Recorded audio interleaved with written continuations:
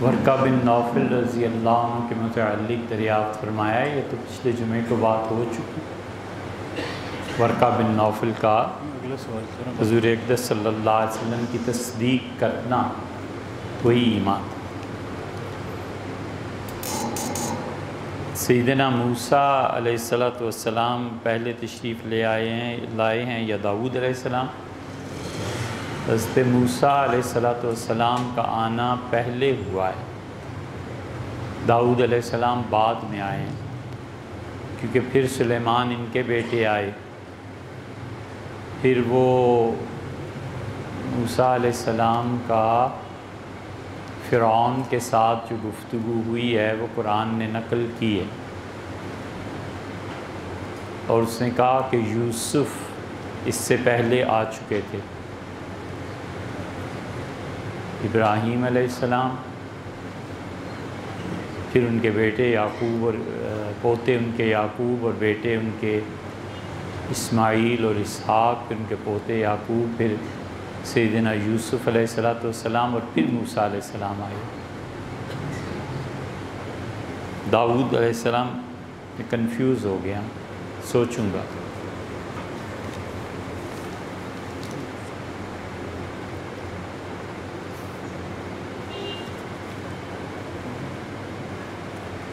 جی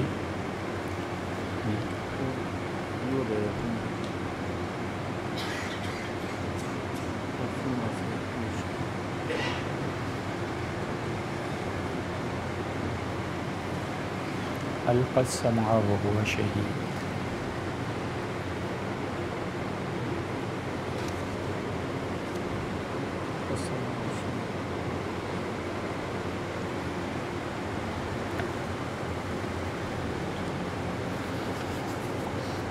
اچھا صاحب، اس شعر علامہ اقبال کے جو آپ نے تحریر فرمایا ہے اس کی تشریح آئندہ عرض کریں گے۔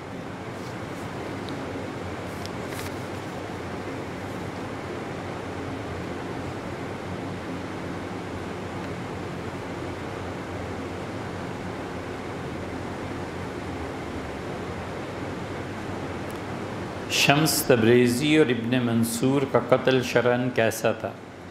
کیا شریعت میں بزرگوں کے لیے کوئی گنجائش ہے کہ وہ حالت محویت میں کوئی خلاف شرع بات کر جائیں؟ اس کی تشریح۔ شمس تبریزی کو کس نے قتل کیا تھا؟ ایسے تو نہیں ہے، شمس تو غائب ہو گئے تھے، پھر پتہ نہیں چلا کہ کہاں گئے۔ پھر یہ روایت ہے کہ شمس تبریزی میں معروم اتنے گم ہو گئے تھے کہ مولانا کے بیٹے نے مولانا کے شیخ شمس تبریزی کو قتل کر دیا۔ ایک روایت ہے، لیکن اس کا بھی کوئی ایسا ثبوت نہیں ہے۔ کہانیاں ہوں اور پھر اس میں جتنا بھی چھمبا پایا جائے وہ لوگوں کو ذرا اٹریکٹ کرتی ہیں، تو اس لیے بہت سی چیزیں محض افسانے اور گپ شپ ہی ہوتی ہے، اصل نہیں ہوتی۔ تو اس لیے شمس تبریزی گورنمنٹ کی طرف سے کوئی روایت نہیں کہ حکومت نے قتل کیا ہو، بات ہی نہیں ہے ایسی۔ زیادہ سے زیادہ یہ کہ مولانا کے صاحبزادے نے قتل کر دیا، یا پھر یہ ہے کہ مولانا گم ہو گئے، اور اس پہ بہت قوی دلائل ہیں، کیونکہ مولانا جب گم ہو گئے ہیں، شمس تبریزی آئے تھے، اور وہ در حقیقت جو چیزیں ثابت ہیں وہ شمس کی دعا تھی۔ ان کے معارف بہت بلند ہو گئے تھے، عام آدمی ان کی بات سمجھ نہیں سکتا تھا۔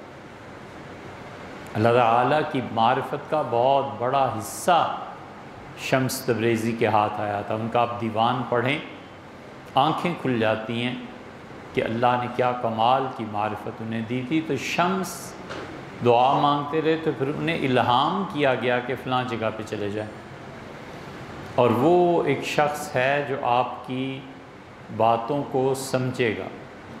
تو وہ پھر آئے مولانا روم کے پاس، اور مولانا روم کو انہوں نے جو بھی چیزیں اللہ تعالیٰ نے معرفت کی سکھائی تھی جب انہوں نے بیان کرنا شروع کی تو مولانا تو چمٹ گئے پھر ان سے۔ پھر وہ ایک حجرے میں رہے ہیں، انہوں نے کہا میرے ساتھ اس کمرے میں رہو 40 دن تک۔ تو جو چلہ تھا ایک پورا وہ مولانا کو بنا گیا۔ اگلے دن اٹھے مولانا تو شمس تبریز غائب تھے، تو انہیں اتنی محبت فنا ہو گئے تھے، بس وہ پھر چیختے رہے، روتے رہے، بھاگتے رہے، جیسے دیوانوں کی حالت ہو۔ جیسے پھر شام تشریف لے گئے، جہاں کوئی بتاتا تھا کہ شمس یہاں دیکھے گئے، یہ بھاگ جاتے تھے۔ پھر ایک دن ان پہ ایسا آیا جب وہ واپس آئے اپنے گھر، اور انہوں نے کہا کہ اب میں خود ہی شمس ہوں، میں خود ہی تبریزی ہوں، اب میں رومی بھی ہوں اور تبریزی میں بھی ہوں، اور اب جلال الدین بھی ہوں اور شمس بھی ہوں۔ وہ ان کا معرفت اور فنا کا بہت بڑا مقام تھا۔ اس کے بعد مولانا نے، پہلے مولانا غزلیں کہتے تھے، پھر مولانا نے یہ مثنوی شروع کی، یہ ہوا ہے ان کے ساتھ۔ لیکن شمس تبریزی نے کون سا کلام ایسا کیا ہے جو شریعت کے خلاف تھا؟ ہمارے علم میں نہیں۔ ممکن ہے جناب والا کے علم میں ہو تو آئندہ اس شعر کو لکھ دیجئے، آپ کا احسان ہوگا۔ ہمارے علم میں نہیں ہے کہ شمس نے کبھی کوئی ایسی بات کی ہو جو شریعت کے خلاف۔ وہاں ان کے بھی ایسے ہی ہے مثنوی میں۔ مولانا نے جو باتیں بھی کی ہیں قابل توجیہ ہیں۔ ایک اصول کی بات سمجھنی چاہیے جو بہت جگہ پہ کارگر ہوتا ہے، کہ آدمی کبھی جذبات میں آ کر ایسی بات کہہ دیتا ہے جس کا ظاہر کفر کا ہوتا ہے، مگر مفتی اس پہ کفر کا فتویٰ لگا بھی نہیں سکتا، اور قاضی اس کی اس بات کو حقیقت جان کے اس پہ اپنی قضا بھی نافذ نہیں کر سکتا۔ آدمی کبھی ایک ایسی بات کہہ دیتا ہے جس کا ظاہر کفر پہ مشتمل ہے، لیکن مفتی اس پہ فتویٰ دے سکے اور قاضی اس پہ قضا نافذ کر سکتے، ہو نہیں سکتا۔ کتنی مثالیں اس کی چاہیے، غالباً ایک دو کافی ہوں گی۔ خود حضرت رسالت مآب صلی اللہ علیہ وسلم نے فرمایا، وہ توبہ کی حدیث آپ سب نہیں سنی ہوگی، اس کو کیا دہرانا ہے، کہ وہ ایک آدمی سفر پہ جا رہا ہے، اس کا اونٹ گم ہو گیا ہے، تو وہ ڈھونڈتا ہے، پھر لیٹ جاتا ہے موت کے انتظار میں، اور اچانک اس کی آنکھ کھلتی ہے تو اس کی اونٹنی سرہانے کھڑی ہوتی ہے، تو خوشی کے مارے کہتا ہے کہ انت عبدی وانا ربک، میں تیرا پروردگار ہوں اور تو میرا بندہ ہے۔ تو اللہ کو بندہ کہنا اور یہ کہنا کہ اے خدا میں تیرا بھی خدا ہوں، اگر کوئی آدمی ہوش و حواس میں کہے تو کفر نہیں ہے تو اور کیا ہے، لیکن اس نے جذبات کے غلبے کی وجہ سے ایسی بات کی۔ حضور صلی اللہ علیہ وسلم خود اس بات کے راوی ہیں کہ ایسے ایک مثال دی کہ ایسے ہوتا ہے۔ اب مفتی کیا فتویٰ دے اس پہ، اور قاضی کیا اپنی قضا نافذ کرے؟ کچھ بھی نہیں۔ سیدنا حمزہ رضی اللہ عنہ مخمور تھے، شراب کے متعلق کوئی حکم ہی نازل نہیں ہوا تھا، سب پیتے تھے۔ حمزہ رضی اللہ عنہ نے اس دن بہت شراب پی لی تھی، اور انہیں خواہش ہوئی یا ان کے دوستوں نے ان سے کہا کہ اس کے ساتھ کباب چاہیے اونٹنی کے جگر کے۔ جانتے تھے حمزہ کتنے جری اور بہادر آدمی ہیں۔ حمزہ رضی اللہ عنہ گئے اور انہوں نے اپنے بھتیجے سیدنا علی رضی اللہ عنہ کی اونٹنیوں کو پکڑا اور ایک ہاتھ اس کی گردن پہ رکھا، ایسے اس کا سر اوپر اٹھایا، اور دوسرے سے خنجر مار کے زندہ اونٹنی کا جگر نکالا۔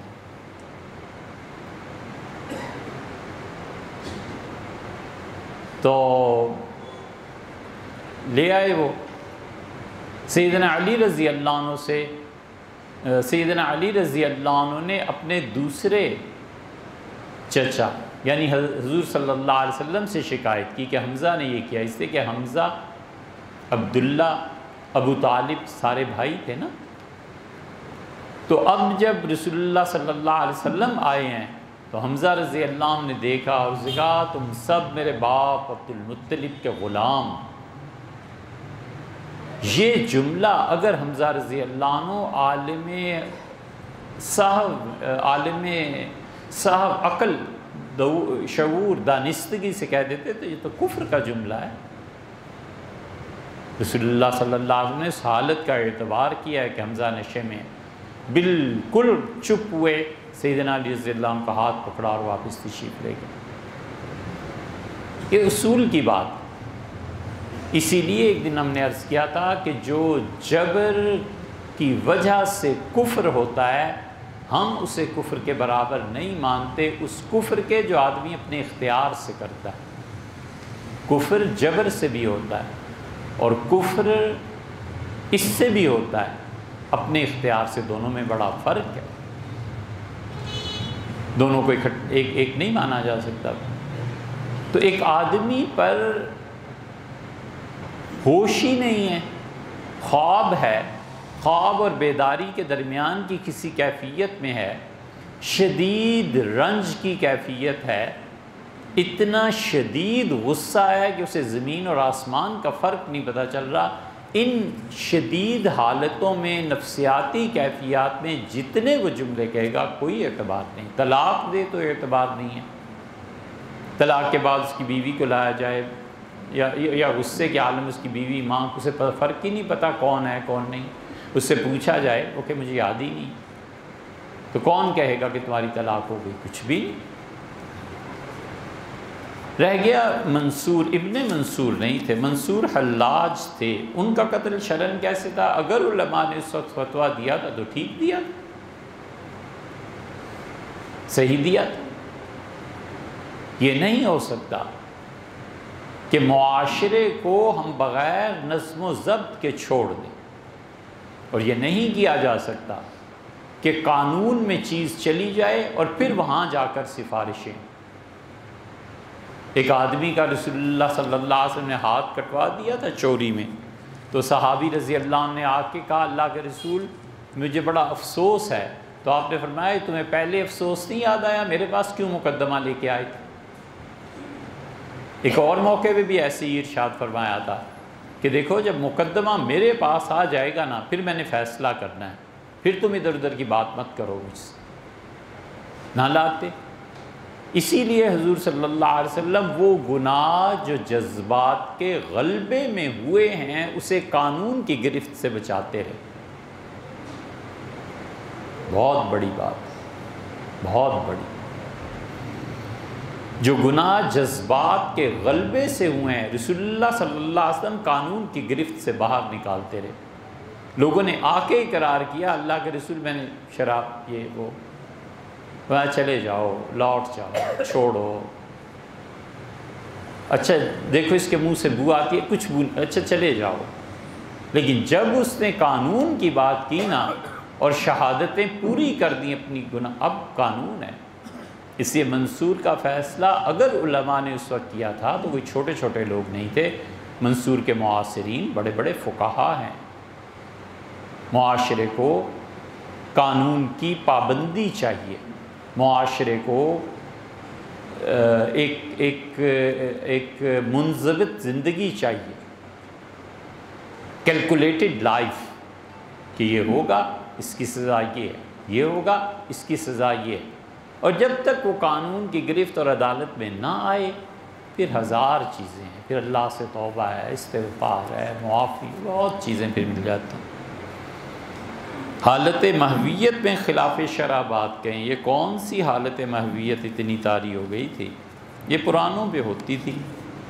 بایزید بسطامی نے کہا اس لیے کہ وہ لوگ بولتے ہی اتنا، یا تو وہ بولتے بہت تھوڑا تھے اور یا وہ جو بات کرتے تھے ایک ایک لفظ نپا تلا ہوتا تھا، اسی لیے تو ان کے فکرے ان کے لیے بھی مشکل کا باعث بنتے تھے اور ان کے فکرے ان کے لیے راحت کا باعث بھی بنتے تھے۔ ایک فکرہ کہہ دیا تھا بایزید بسطامی نے، اب تک اس پہ بحث ہے۔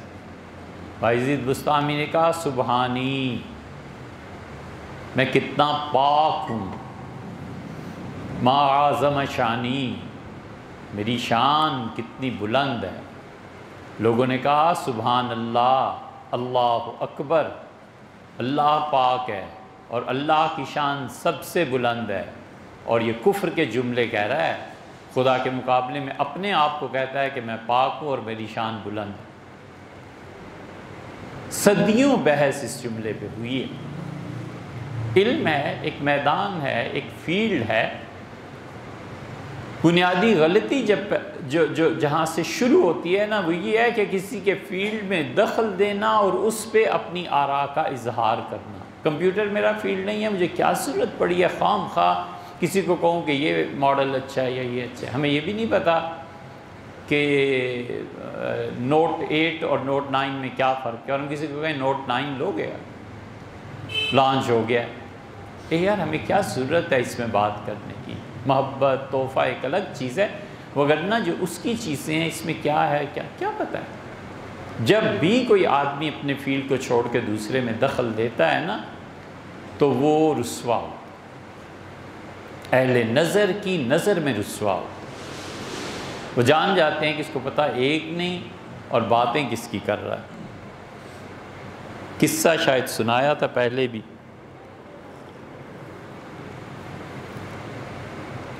اورنگزیب عالمگیر رحمۃ اللہ علیہ کی عادت تھی، اوروں کی بھی، جہانگیر اکبر سب کی، اکبر کی کم، وہ جہاں بھی جس شہر میں پڑا ہوتا تھا وہ کہتے تھے یہاں کے کوئی دانش مند بزرگ اہل اللہ مسلمان کافر کسی سے ملا ہو، تو رات کو کاموں سے فارغ ہو کے ان کی مجلس میں بیٹھتے تھے۔ جہانگیر تو اتنا اس کا شائق تھا کہ وہ لکھتا ہے خود ہی کہ ایک مرتبہ میں رات کو رکا تو مجھے پتہ چلا کہ ایک براہمن ہے اور وہ اتنے دن بعد آتا ہے اور پتہ نہیں کہاں رہتا ہے، اس تک پہنچنے کا یہ ایک سرنگ ہے چھوٹی سی، اور وہ براہمن نے اپنے آپ کو اتنا دبلا کر رکھا ہے کہ اس سے کرال کر کے آتا ہے کوہنیوں کے بل۔ جہانگیر کہتا ہے میں پھر گیا کوہنیوں کے بل جا کے کراس کیا، پھر ان کی صحبت میں جا کے بیٹھا۔ تو اورنگزیب کو رحمہ اللہ کا کوئی مصاحب کوئی دوست اسی کا حضرت اس شہر میں ایک بزرگ ہیں اور کیا کتاب و سنت پہ باتیں کرتے ہیں، سبحان اللہ، ان جیسا آدمی نہیں زمانے میں۔ چلے گئے۔ اورنگزیب بیٹھتے ہی پہچان گئے کہ کتنے پانی میں ہیں۔ اس سے پہلے تو اورنگزیب پہ کفر کا فتویٰ لگایا، پھر سارے نظام کو ظالمانہ نظام قرار دیا۔ خوب جب روب جھاڑ چکا تو اس نے کہا میں تمہیں جانتا ہوں، بابر تمہارا بیٹا ہے، اور ہمایوں بادشاہ کا زمانہ بھی میں نے دیکھا ہے، اور ہمایوں آپ کے والد تھے نا، اور ہمایوں جب شاہ جہان اپنے باپ کے سامنے جھکتا تھا تو کیا کہنے۔ تو اورنگزیب چپ کر کے سنتے رہے، پھر انہوں نے کچھ پیسے ایسے دیے، نظر پیش کی اور چلے آئے۔ تو وہ جو دیوانہ لے گیا تھا ان کو، اس نے کہا حضرت آپ نے دیکھا کتاب و سنت میں کتنی مہارت ہے۔ تو انہوں نے کہا 6ویں فرمائے کیا کہتے ہیں؟ کتاب و سنت ان ہم مدخلے در تاریخ دارد، کتاب و سنت تو ایک رہی، نہیں تو تاریخ میں بھی کمال حاصل ہے۔ دیکھا ہمارے آباء و اجداد کو کیسے بیان کی۔ تو مطلب یہ کہ 2 لفظ تو آتے نہیں، میں کمپیوٹر کیا رائے دینی ہے یار، یہ بنیادی غلطی ہوتی۔ اس لیے یہ جو جتنے بھی مشائخ کے آپ کہتے ہیں نا کہ انہوں نے ایسے جملے کہے اور یہ چیز کی اور یہ چیز کی، وہ ہوتی ہے ایک کیفیت، ایک حالت طاری ہوتی ہے، اس میں نہیں چھیڑنا چاہیے۔ اس میں دو کام، پہلے ایک ہی کام ہوتا تھا۔ جو آدمی ایسی باتیں کرتا تھا نا، اس سے اپنے مشائخ کے پاس لے جاتے تھے کہ حضرت اس کی بات سنیے، یہ آدمی کوئی چیز بیان کرتا ہے، آپ کیا کہتے ہیں؟ اب بھی ایسے ہوتا ہے۔ ایک آدمی کے ساتھ ایسی کوئی چیز پیش آ گئی تھی تو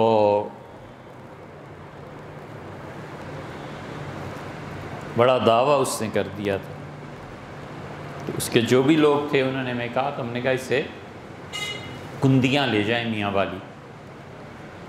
تو وہاں حضرت خان محمد صاحب رحمۃ اللہ علیہ زندہ تھے، اللہ ہی جانتا ہے، لیکن حضرت کے دور میں نقشبندی سلسلے میں اتنا بڑا آدمی شاید زمین پہ کوئی نہیں تھا، خدا کی زمین پہ اس سلسلے میں اتنا بڑا آدمی کوئی نہیں۔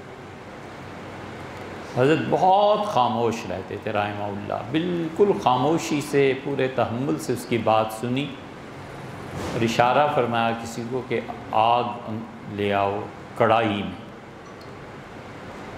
تو لکڑیاں آگ لائی گئی، تو اس سے فرمایا کہ اس آگ کو دیکھتے رہا کرو، بس اور خدام سے فرمایا جب بھی آگ بجھ جائے نا اس کو آگ دکھایا تو چند دنوں میں ٹھیک ہو گیا۔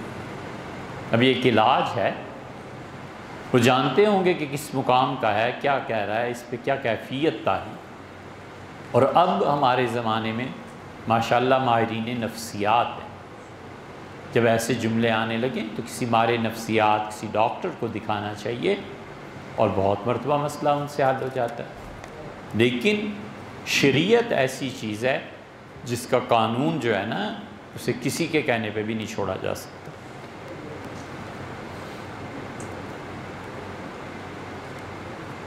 واقعہ شہادت سیدنا حسین ابن علی رضی اللہ عنہ کے 5 سال بعد کسی مسلمان نے قاتلین حسین سے قصاص لینے کا ارادہ کیا تھا، اس واقعے پر کچھ روشنی ڈالیے۔ جی ہاں، وہ آپ مختار ثقفی کی بات کر رہے ہوں گے، اس کا مزار بھی ابھی تک باقی ہے۔ مختار ثقفی پہ کچھ حضرات نے اور بھی سوالات کیے ہیں اور وہ پورا بیان ہے، اس کا تقاضا کرتا ہے، یعنی گھنٹہ ایک چاہیے اس پہ بات کرنے کو، یا اس سے کچھ زیادہ وقت انشاءاللہ جب بھی ریکارڈ ہوا اور اگر مناسب ہو تو آپ سن لیں۔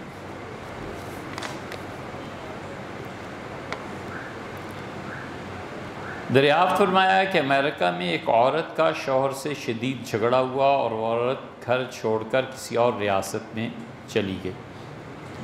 وہاں انہوں نے دوسرے مرد سے نکاح کر لیا۔ اب وہ چند سال کے بعد پہلے شوہر کے پاس واپس آنا چاہتی ہیں۔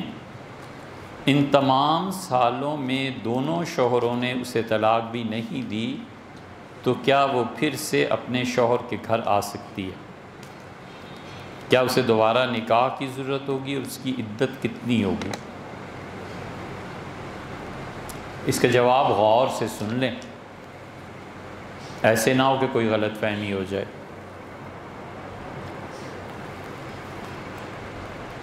کوئی بھی خاتون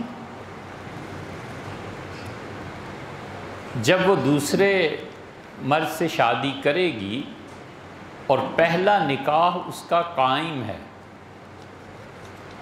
تو یہ خالصتاً بدکاری ہے، وہ نکاح منعقد ہی نہیں ہوا۔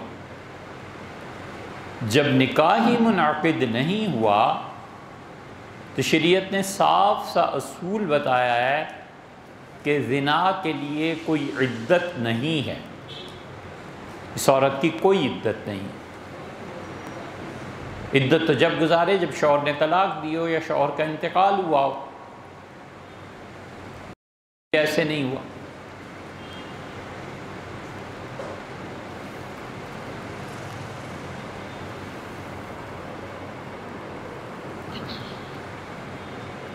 حتیٰ کہ کوئی خاتون زنا سے امید سے ہو گئی، اس کا نکاح کسی مرد سے جائز ہے، مثلا 2 مہینے 3 مہینے 4-5 مہینے اس واقعے کو گزر گئے اور بچے کی پیدائش متوقع ہے اور کوئی کسی وجہ سے بھی اس کا نکاح کرنا چاہے، کوئی مرد و عورت، اس کے گھر والے کوئی بھی، تو اس حالت میں بھی اس کا نکاح ہو جائے گا۔ اس پر فقہا کہتے ہیں کہ دوسرا شوہر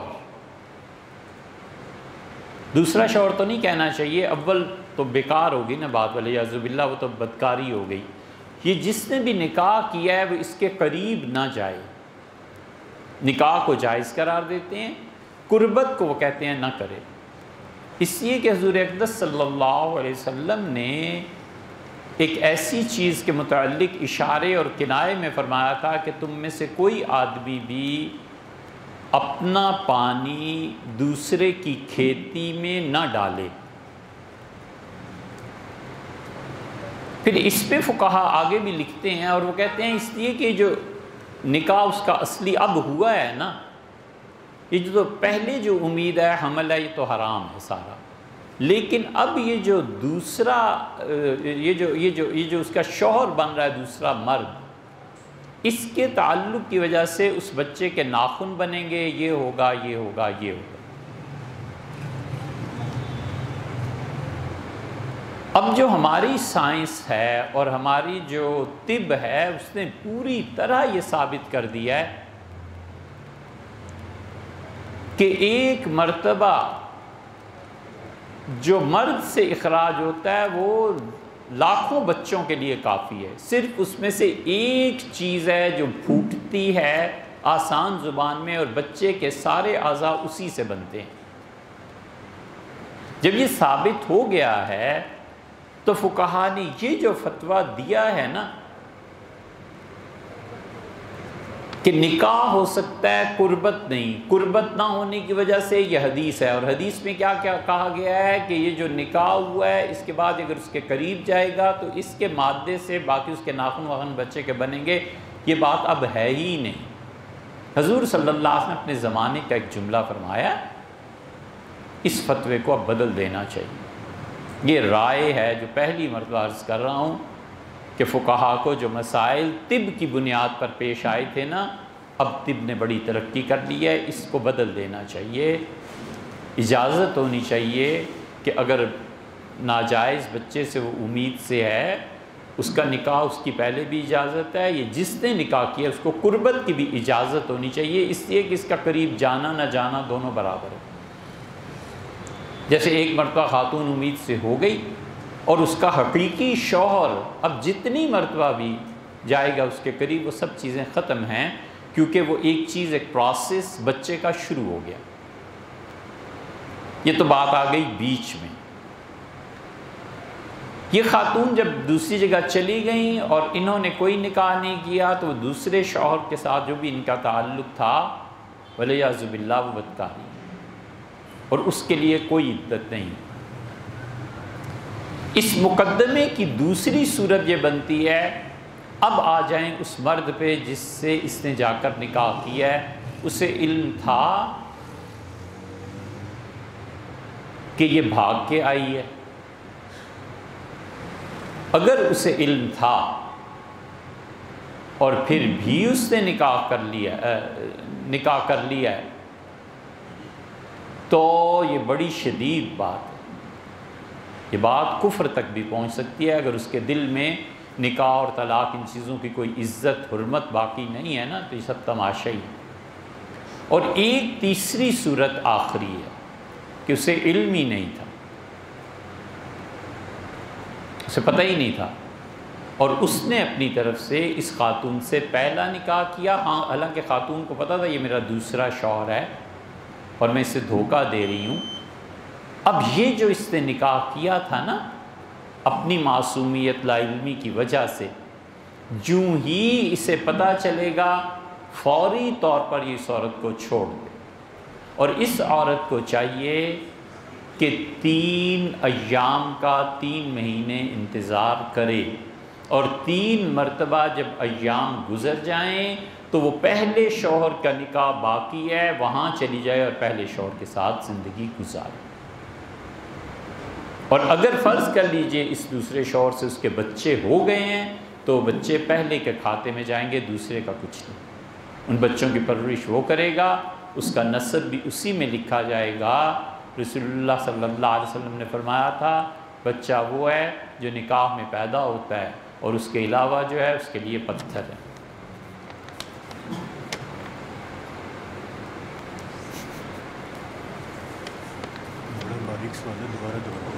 دوبارہ دہرا دیں، باریک بات ہے. 3 صورتیں بنی.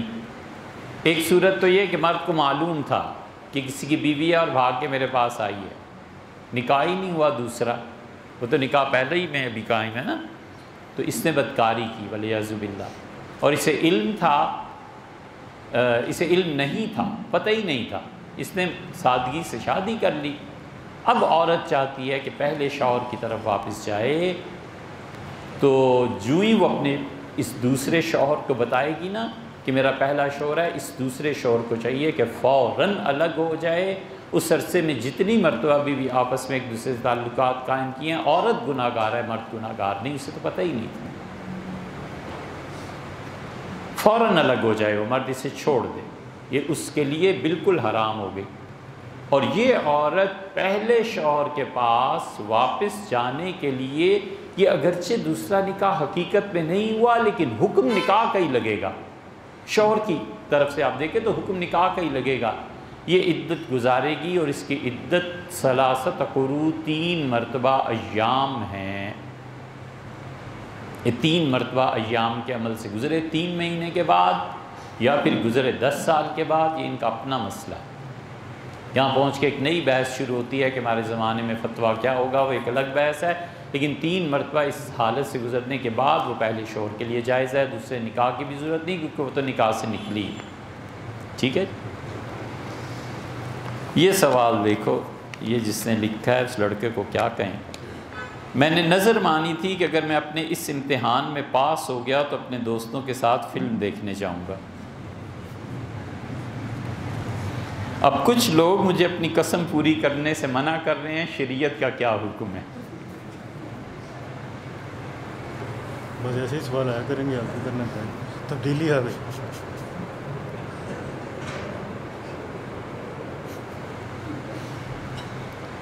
غالب یاد آتے ہیں کہ میرے قتل کے بعد اس نے جفا سے توبہ، ہائے سود پشیماں کا پشیماں ہونا۔ اچھا بھیا دیکھیں بیٹے، بات یہ ہے کہ یہ مسئلہ بہت ٹیڑھا ہے، اور حضرت رسالت مآب صلی اللہ علیہ وسلم کی زندگی میں اللہ کا شکر ہے یہ پیش آ گیا، وگرنہ فقہا کہاں جاتے۔ صحابہ کرام رضی اللہ عنہ کا یہ بڑا احسان ہے جو مسائل ان کی زندگی میں پیش آ گئے اور انہیں حل کروا لیے۔ ہوا یہ کہ ایک عورت، بنو ثقیف اور بنو عقیل، یہ دونوں آپس میں ایک دوسرے کے الائز میں سے تھے، دونوں متحد تھے۔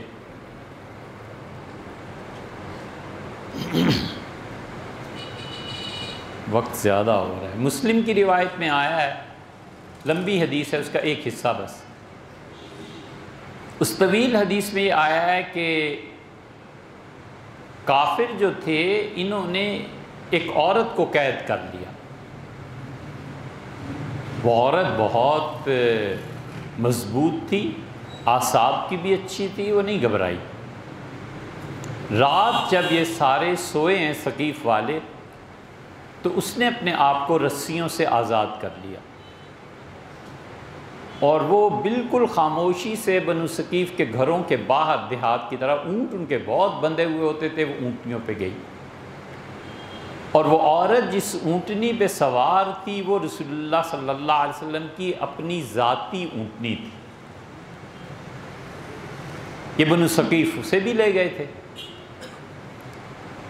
وہ عورت جس اونٹ یا اونٹنی کے پاس گئی، وہ آگے سے بڑبڑانے لگا، بولنے لگا، تو ہٹ گئی۔ حضور اقدس صلی اللہ علیہ وسلم کی اس اونٹنی کے پاس جب آئی ہے تو یہ نہیں بولی، اس سے کیا کیا، اسے کھولا اور اسے اشارہ کیا، منہ سے کچھ کہا جو اونٹوں کے لیے کہتے ہیں، اور اونٹنی چل پڑی۔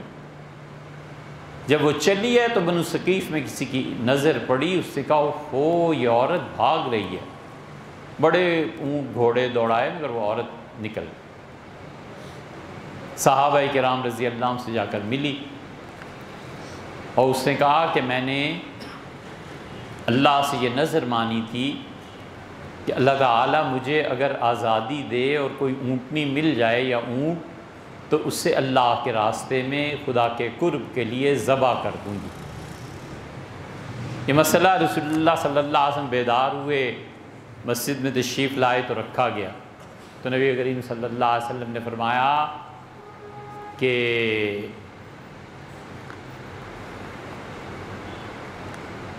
دیکھو گناہ کی نظر کوئی نظر نہیں ہے۔ دو جملے فرمائے، ایک تو یہ کہا کہ گناہ کی نظر کوئی نظر نہیں ہے، بلکہ پہلا جملہ تو یہ فرمایا کہ میری اونٹنی نے تمہیں ان کافروں سے نجات دی اور اس نے تمہارے ساتھ نیکی کی، اور تم اس کے ساتھ یہ نیکی کرنے چلی ہو کہ ذبح کر دو گی۔ تنبیہ فرمائی کہ جو نیکی کرے نا اس کا احترام، اس کی عزت، کوئی قدر ہونی چاہیے، تم اچھا بدلہ دے رہی ہو۔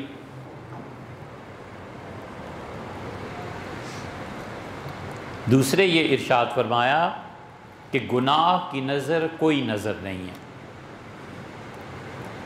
اور جس چیز پہ تمہارا اختیار نہیں ہے تم اس میں نظر مان بھی نہیں سکتے۔ 3 جملے۔ دوسرے جملے کا مطلب یہ ہوا کہ اونٹنی میری ہے اور غیر کی چیز کو تم اپنی نظر کے لیے ذبح کر رہی ہو، یہ غیر کی چیز کو ختم کرنا یہ گناہ کی بات ہے۔ ایک حدیث تو یہ آئی ہے، حنفی فقہا یہ کہتے ہیں کہ گناہ کی نظر کوئی نظر نہیں ہے، یعنی اسے ماننا ضروری نہیں ہے۔ اگر کوئی اس نظر کو پورا کرے، گناہ کی نظر کو، تو گناہ گار ہوگا۔ یہ نظر اصل میں اللہ سے وعدہ اس نے کیا ہے کہ میں ایسے کروں گا، تو اللہ سے وعدہ قسم ہے، قسم کا کفارہ دے، نظر پوری نہ کرے۔ امام ابو حنیفہ رحمۃ اللہ علیہ گئے شعبی کے پاس، اور شعبی بہت بڑے لوگوں میں سے تھے، بہت بڑا علم اللہ نے دیا تھا۔ عامر الشعبی رحمۃ اللہ علیہ، صحابہ رضی اللہ عنہ رش کرتے، عبداللہ ابن عمر رضی اللہ عنہ تھے، غالباً انہوں نے دیکھ لیا، انہوں نے کہا اگر تم رسول اللہ صلی اللہ علیہ وسلم کے زمانے میں ہوتے تو تمہیں دیکھ کے وہ بہت خوش ہوتے۔ امام ابو حنیفہ رحمۃ اللہ علیہ نے جا کے ان سے یہ مسئلہ دریافت کیا کہ کوئی گناہ کی نظر مان لے تو کیا کرے؟ انہوں نے کہا گناہ کی نظر کوئی پوری نہیں کرنی۔ یہ مسلک ہے شافعی حنبلی فقہا کا، یہ سارے لوگوں کا مسلک یہی ہے۔ تو آپ کا سیدھا سا جواب تو یہ ہے کہ آپ نے فلم دکھانے کی، دیکھنے کی نظر مان لی، ختم ہو گئی بات۔ لوگ یہی کہیں گے، یہ ہے دلیل اس کی کہ حدیث پڑھ لیتے ہیں اور انہیں پتہ نہیں ہوتا کہ اصل بات پیچھے کیا ہے۔ جب شعبی نے یہ کہا کہ گناہ کی نظر اگر کوئی مان لے تو اس کو پورا نہیں کرے گا، تو امام ابو حنیفہ رحمۃ اللہ علیہ نے فرمایا حضرت میں آپ سے یہ پوچھنا چاہتا ہوں کہ گناہ کا اظہار بھی گناہ ہے کہ نہیں؟ کا گناہ ہے۔ انہوں نے کہا تو گناہ کے اظہار پہ کفارہ ہے، تو گناہ پہ کفارہ کیوں نہیں؟ شعبی چکرا گئے، کہ کس گناہ کے اظہار پہ کفارہ ہے؟ انہوں نے کہا اپنی بیوی سے یہ کہنا کہ تم میری ماں اور بہن کی طرح ہو، یہ اظہار ہے نا؟ ان کا ہاں۔ انہوں نے کہا اور اللہ کہتا ہے 60 مسکینہ 60 مسکینوں کو کھانا کھلاؤ، تو اظہار گناہ پر 60 مسکینوں کو جو کھانا کھلانے کا حکم دیا ہے تو یہ کس کھاتے میں؟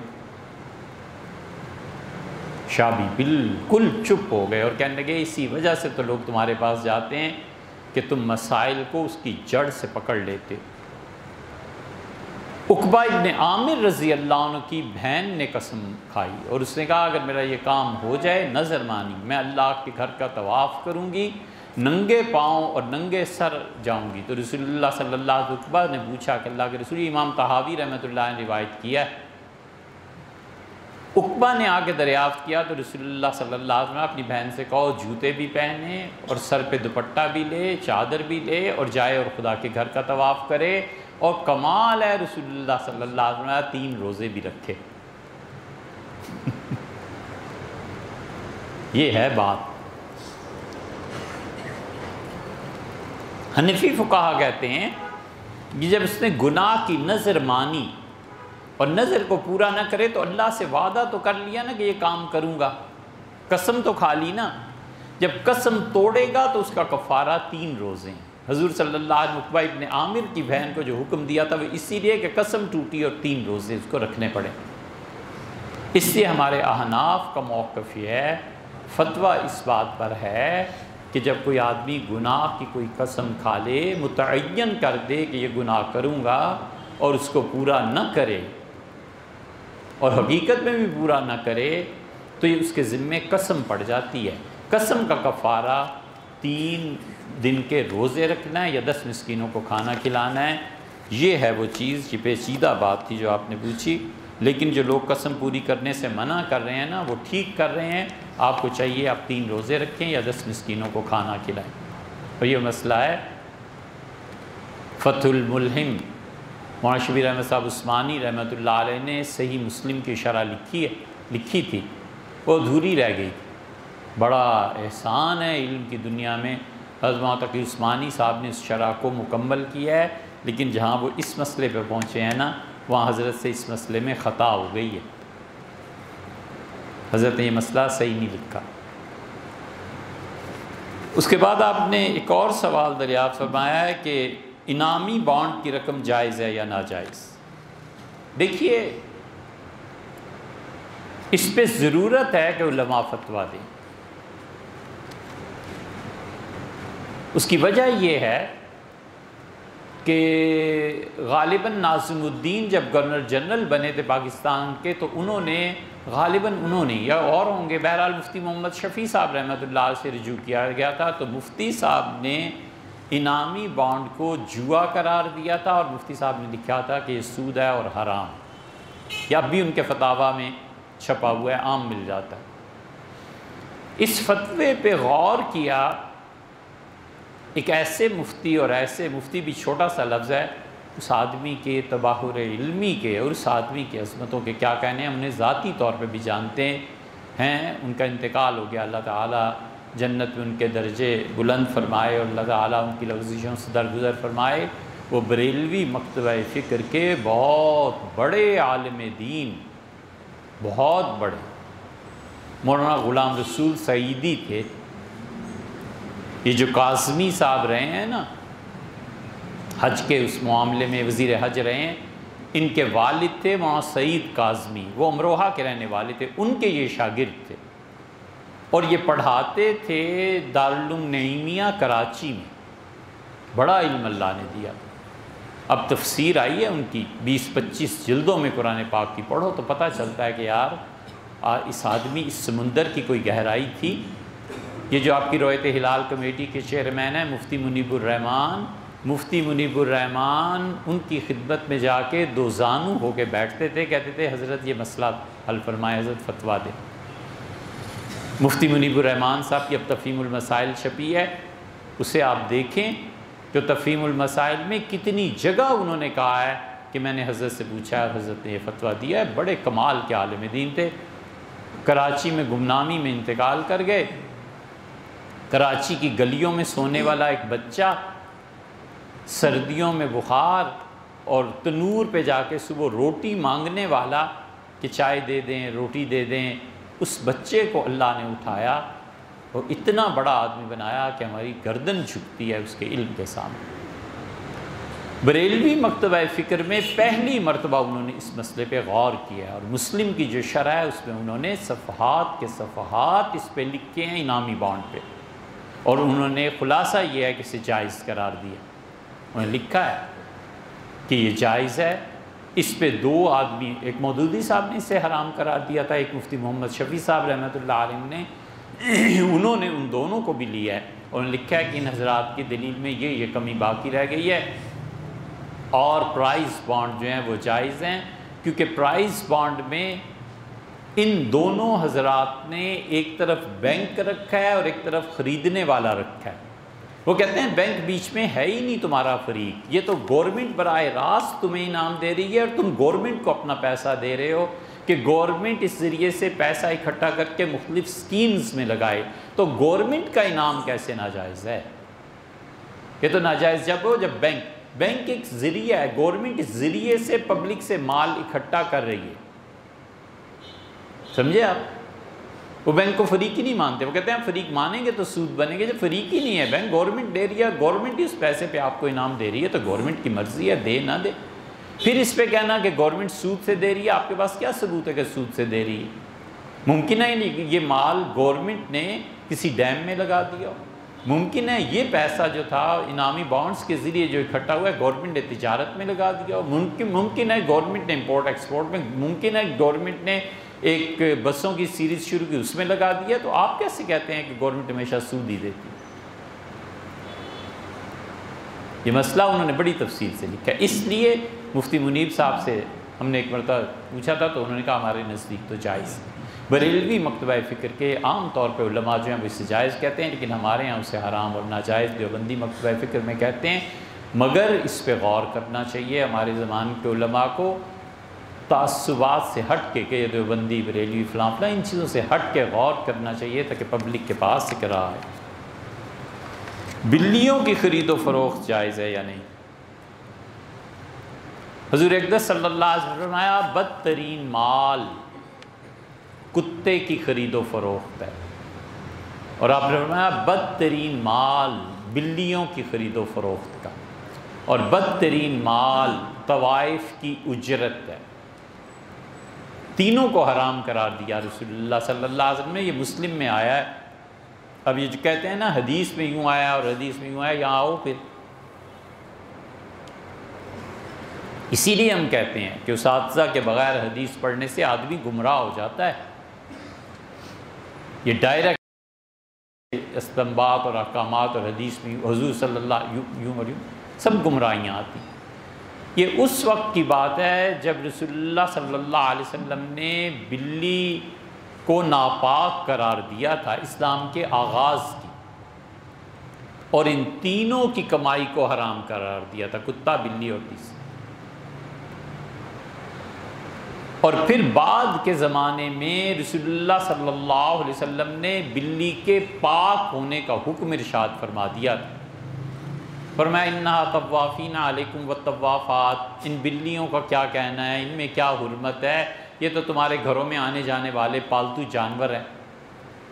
اور رسول اللہ صلی اللہ علیہ وسلم وضو فرما رہے تھے اور اس پانی سے بلی نے پی لیا، پھر بھی رسول اللہ صلی اللہ علیہ وسلم سے وضو کر لیا۔ اس کا مطلب یہ تھا کہ بلی کو بعد میں پاک جانور قرار دیا گیا۔ جب پاک جانور قرار دیا گیا تو بلیوں کی خرید و فروخت جائز ہو، اسے کوئی حرج نہیں۔ ابھی حال ہی میں ایک شخص نے مہدی اور خلیفہ راشد ہونے کا دعویٰ کیا، آپ اس کے بارے میں کیا کہتے ہیں؟ لے جاؤ اسے، بالکل نہ چھوڑو۔ مذہبی جلادوں کے پاس مہدی ہونے کا دعویٰ کر دیا نا، خلیفہ راشد ہونے، آگ لگا دو۔ بالکل حرام ہے جو اس آدمی کو جینے کا حق دو۔ جعلی اکاؤنٹ میں جو پیسے آتے ہیں اس کے بارے میں، اس لیے یہ مذہبی جو ٹھیکیدار ہیں نا، یہ جو مذہبی جلاد ہیں نا، انہیں سوچنا چاہیے کہ انسان کو دنیا میں جینے کا بھی کوئی حق ہے یا نہیں ہے۔ مارو گے سب کو، قتل کرو گے، اور پھر تم اپنے سے بڑے یا چھوٹے یہ خود ہی فیصلہ کریں۔ مذہبی ٹھیکیدار بھی اور پولیس بھی کون بڑا جلاد ہے، ان کے حوالے کرو گے۔ دیکھیے مہدی ہونے کا دعویٰ اس کا آسان حل ہے، اس کی تفصیل نہیں بیان کی جا سکتی۔ صوفیہ جو اللہ اللہ کرتے ہیں نا، تصوف میں ایک مقام آتا ہے جس مقام پہ پہنچ کے اسے غیب سے کہا جاتا ہے کہ تم مہدی ہو، بار بار کہا جاتا ہے تم مہدی ہو۔ جس آدمی کا کوئی شیخ نہیں نہ ہوتا، یہاں پہنچ کے وہ دعویٰ کر دیتا ہے کہ میں مہدی ہوں اور جوتے پڑھتے ہیں۔ اور جس آدمی کا کسی صحیح روحانی شخصیت سے تعلق ہوتا ہے، وہ مرید کو نکال کے لے جاتا ہے۔ خود میرے شیخ نے مجھ سے بیان کیا، اور یہ ان کے اب تو چھپ بھی گیا ان کے خطوط میں۔ انہوں نے کہا کہ مجھے بار بار کہا گیا کہ تم مہدی ہو، مہدی ہو، مہدی ہو، مجھے سمجھ نہیں آتی تھی میں کیا کروں، یہ مجھے کیا کہا جا رہا ہے۔ دو واقعات ہیں چھوٹے چھوٹے۔ حضرت رحمۃ اللہ فرماتے ہیں میں نے حضرت کو لکھا کہ حضرت چند دن سے مراقبے میں مجھے یہ کیفیت پیش آ رہی ہے کہ بار بار مجھے کہا جاتا ہے کہ تم مہدی ہو، مہدی ہو، میں کیا کروں؟ حضرت رحمۃ اللہ نے لکھا کہ آپ کے لیے خوشخبری ہے کہ آپ اللہ کی صحیح راہ پہ چل رہے ہیں، اور یا یہ خوشخبری ہے کہ آپ کے شیخ جو کچھ آپ کو بتا رہے ہیں وہ صحیح۔ اور انہوں نے ایسی توجہ اور دعا کی کہ بس اس خط کا ملنا تھا اور اس کیفیت کا زائل ہونا۔ یہ تو خط ملنے کی بات تھی انڈیا سے۔ رائے پور خانقاہ میں ایک اچھے خاصے بزرگ خانقاہ میں اٹھے ہیں اور گھوم رہے ہیں، کسی سے بات نہیں، کبھی رو رہے ہیں، کبھی کچھ ہو رہا ہے، کبھی کچھ ہو رہا ہے، اور انتظار ہے کہ شاہ عبد الرحیم صاحب رائے پوری رحمۃ اللہ علیہ تشریف لائیں۔